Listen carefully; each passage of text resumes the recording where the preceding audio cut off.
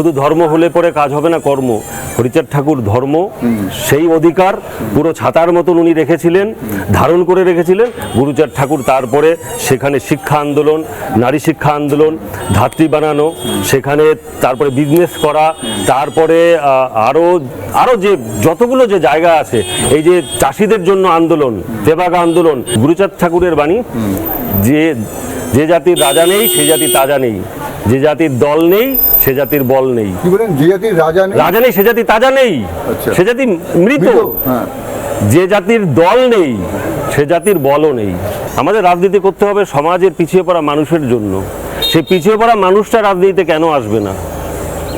প্রান্তিক মানুষটা কেন আসবে না? ডাউন টু আর্থ পিপলগুলো তারা কেন সবসময় তারা ম্যানিপুলেটেড হবে? সব থেকে নমশূদ্ররা, ভারতবর্ষের আপনি যেখানে যান, নমশূদ্ররা কেন নাম্বার ওয়ান? কেন আইএস আইপিএস থেকে শুরু করে ডাক্তার, ইঞ্জিনিয়ার, পলিটিশিয়ান থেকে শুরু করে সবকিছু নমশূদ্রদের মধ্যে, এই একটা সাবকাস্টের মধ্যে পাচ্ছেন সব থেকে বেশি? কেন? মানে আমাদের সমাজকে এগিয়ে নিয়ে যাওয়ার জন্য যে মৌলিক কথাটা, খাও বা না খাও, শিক্ষা চাই, সন্তানকে শিক্ষা দিতে হবে। যদি শিক্ষা দিতে পারা যায় সন্তানকে, সেই সন্তান একদিন মহিরুহ হবে।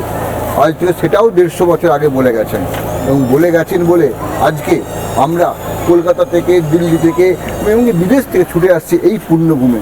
কথা বলছি তারই বংশের আরেকজনের সঙ্গে, সুব্রত ঠাকুরের সঙ্গে। তিনি খোলাখুলি সব বলছেন, জানাচ্ছেন আসল রহস্যটা কোথায় লুকিয়ে আছে।